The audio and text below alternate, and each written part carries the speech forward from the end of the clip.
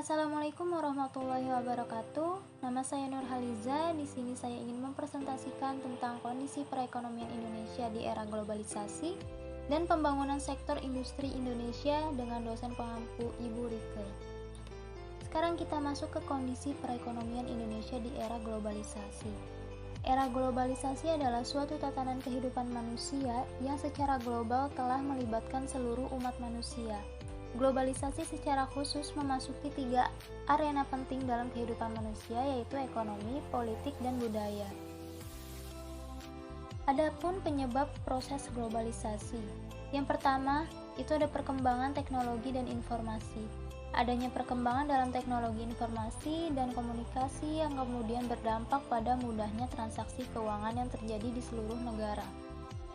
Selama beberapa waktu terakhir, terdapat banyak sekali perkembangan dalam bidang teknologi yang berkaitan langsung dengan transaksi keuangan yang bisa memudahkan Anda untuk melakukan transaksi tidak hanya di negara sendiri, melainkan di negara lain. Yang kedua, ada kerjasama internasional. Penyebab kedua terjadinya globalisasi adalah itu karena terjadinya banyak kerjasama internasional yang memudahkan terjadinya transaksi keuangan sebelumnya yang dilakukan oleh berbagai negara. Sehingga melalui sektor ekonomi inilah yang membuat banyaknya produk dari luar negeri masuk ke dalam negeri dan sebaliknya. Ketiga, ada kemudahan transportasi. Sistem transportasi yang semakin maju menyebabkan masyarakat mudah dalam berpergian atau mengirim barang meski terpisah jarak yang sangat jauh. Terakhir itu ada ekonomi terbuka. Selanjutnya itu, karena negara-negara di dunia mulai terbuka dalam bidang ekonomi, sehingga terjadilah perdagangan-perdagangan global yang menyebabkan berbagai macam produk saling bertukar dari satu tempat ke tempat lain. Dari produk-produk yang masuk itu ternyata juga mengandung budaya dan unsur dari negara yang mempengaruhi budaya di dalam negara tersendiri. Kemudian yang terakhir, di era globalisasi ini juga terdorong karena pasar uang saat ini sudah sangat mendunia yang menjadikan transaksi keuangan dalam suatu negara menjadi lebih besar. Pada intinya, semua penyebab terjadinya era globalisasi ini adalah karena kegiatan ekonomi antar negara yang semakin terbuka, sehingga memudahkan negara-negara di dunia untuk saling berinteraksi, menjalin kerjasama dalam bermacam bidang yang mengakibatkan masuknya budaya-budaya baru, pengetahuan baru, hal-hal baru dari luar ke dalam negeri ataupun sebaliknya. Globalisasi ekonomi itu dapat diartikan sebagai suatu proses aktivitas ekonomi dan perdagangan di mana berbagai negara di seluruh dunia menjadi kekuatan pasar yang satu dan semakin terintegrasi tanpa hambatan atau batasan teritorial negara. Globalisasi perekonomian ini berarti adanya keharusan penghapusan seluruh batasan dan hambatan terhadap arus barang, jasa, serta modal. Pendorong utama globalisasi adalah meningkatnya arus informasi, uang, dan barang melalui perusahaan multinasional. Globalisasi ekonomi bukanlah fenomena baru dalam sejarah peradaban dunia. Jauh sebelum nation state, perdagangan dan migrasi lintas benua sudah berlangsung sejak lama, kurang lebih sejak 5 abad yang lalu. Globalisasi dipandang sebagai gelombang masa depan terutama sejak masa sejarah modern, khususnya sebelum memasuki abad ke-20. Globalisasi terjadi di segala aspek kehidupan seperti ekonomi, sosial, budaya, politik, ilmu pengetahuan, teknologi, hukum, dan sebagainya. Dampak globalisasi ekonomi terhadap Indonesia. Dampak utama yang muncul akibat globalisasi ekonomi adalah bagaimana mengatur ekonomi global itu sendiri. Pasar global yang terlepas dari konteks sosialnya sulit sekali diatur, sekalipun ada kerjasama yang efektif antara pihak yang berwenang mengatur ekonomi dan kepentingan mereka sejalan. Kesulitan utama adalah bagaimana menyusun pola kebijakan nasional dan internasional yang efektif dan terintegrasi guna menghadapi kekuatan-kekuatan pasar modal. Terakhir, ketergantungan sistematik antara negara dan pasar sama sekali tidak harus berarti akan tercipta secara otomatis integrasi harmonis yang memberikan manfaat pada konsumen dunia, karena pasar global benar-benar bebas dan efisien dalam membagikan sumber daya produksinya. Sekarang kita masuk ke kondisi ekonomi Indonesia tahun 2020. Berdasarkan kontan.co.id di Jakarta, Menteri Keuangan Sri Mulyani Indrawati mengatakan ekonomi pada 2020 berlangsung dramatis. Penyebabnya tak lain akibat dampak pandemi coronavirus di fase 2019. Padahal di awal 2020, pemerintah memprediksi ekonomi Indonesia bisa tumbuh hingga 5,3% year on year, atau lebih tinggi daripada realisasi pertumbuhan ekonomi 2019, yaitu sebesar 5,02%. Namun, seiring berjalannya pandemi virus corona, ekonomi Indonesia diramal ambles minus 2,2%. hingga minus 1,7%. Alhasil, berbagai institusi global memprediksi ekonomi dunia berada di zona negatif pada 2020. Misalnya, Organization for Economic Co-operation and Development atau OECD memprediksi ekonomi global minus 4,2% year on year. Sementara International Monetary Fund atau IMF di level minus 4,4% year on year. Bahkan, World Bank meramal minus 5,2% year on year.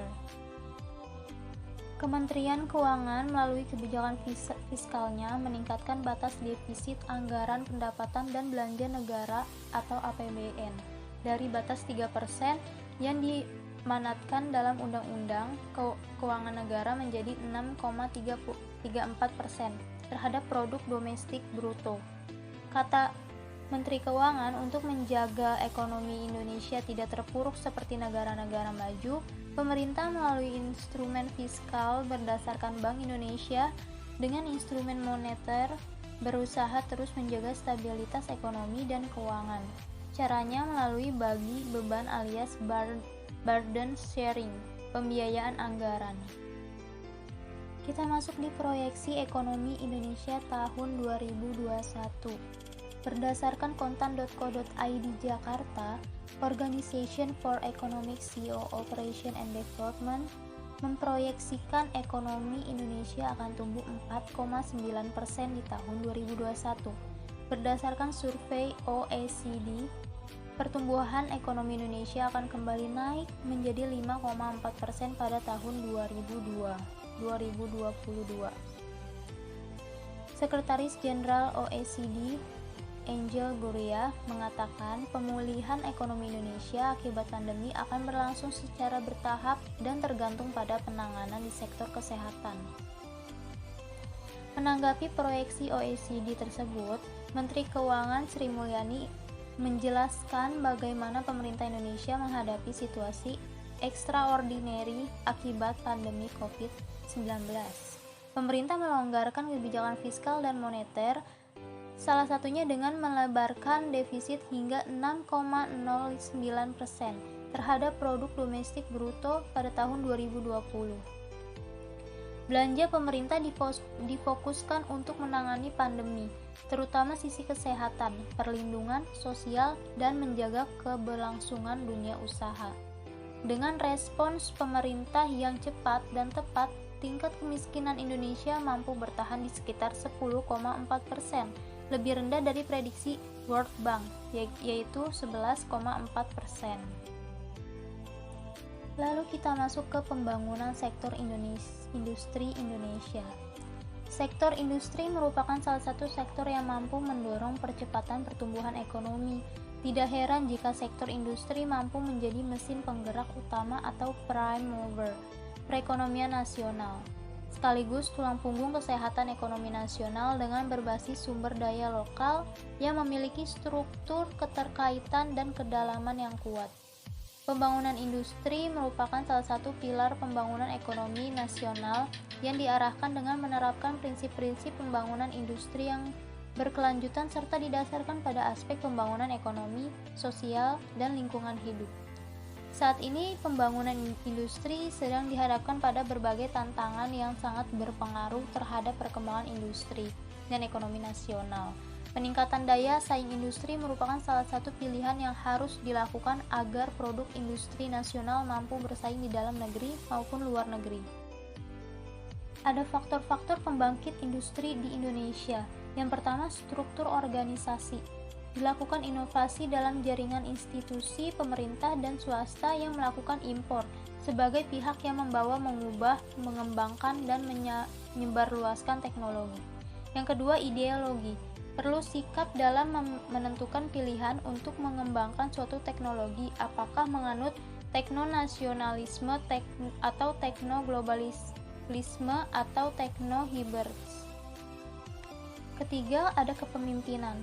Pemimpin dan elit politik Indonesia harus tegas dan cermat dalam mengambil keputusan. Hal ini dimaksudkan untuk mengembalikan kepercayaan pasar dalam negeri maupun luar negeri. Ada faktor-faktor penghambat industri di Indonesia. Yang pertama, keterbatasan teknologi. Kurangnya perluasan dan penelitian dalam bidang teknologi menghambat efektivitas dan kemampuan produksi. Kedua, kualitas sumber daya manusia. Terbatasnya tenaga profesional di Indonesia menjadi penghambat untuk mendapatkan dan mengoperasikan alat-alat dengan teknologi terbaru. Yang ketiga, keterbatasan dana pemerintah. Terbatasnya dana pengembangan teknologi oleh pemerintah untuk mengembangkan infrastruktur dalam bidang riset dan teknologi. Kebijakan industri nasional. Yang pertama ada melalui pendekatan top-down dengan pengembangan 35 klaster industri prioritas yang direncanakan dari pusat dan diikuti oleh partisipasi daerah yang dipilih berdasarkan daya saing internasional serta potensi yang dimiliki oleh bangsa Indonesia. Yang kedua, melalui pendekatan bottom up dengan penetapan kompetisi industri daerah yang merupakan keunggulan daerah di mana pusat turut membangun pengembangannya sehingga daerah memiliki daya saing. Pengembangan kompetisi ini tingkat provinsi disebut sebagai industri unggulan provinsi dan tingkat kabupaten atau kota disebut kompetisi inti industri kabupaten atau kota. Pendekatan kedua ini merupakan pendekatan yang didasarkan pada semangat otonomi daerah. Sekian presentasi dari saya tentang perekonomian Indonesia. Saya ucapkan terima kasih. Wassalamualaikum warahmatullahi wabarakatuh.